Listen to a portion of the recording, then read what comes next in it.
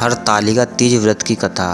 कहते हैं कि कोई भी व्रत उसकी कथा के बगैर अधूरा माना जाता है।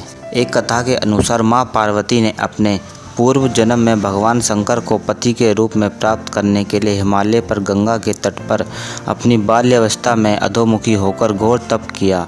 इस दौरान उन्होंने अन्न का सेवन नहीं किया, काफ़ी समय सूखे पत्ते चबाकर ही काटे और फिर कई वर्षों तक उन्होंने केवल हवा ही ग्रहण कर जीवन व्यतीत किया। माता पार्वती की यह स्थिति देखकर उनके पति अत्यंत दुखी थे। इसी दौरान एक दिन महर्षि नारद भगवान विष्णु की ओर से पार्वती जी के विवाह का प्रस्ताव लेकर मां पार्वती के पिता के पास पहुँचे, जिसे उन्होंने शहर से ही स्वीकार कर लिया।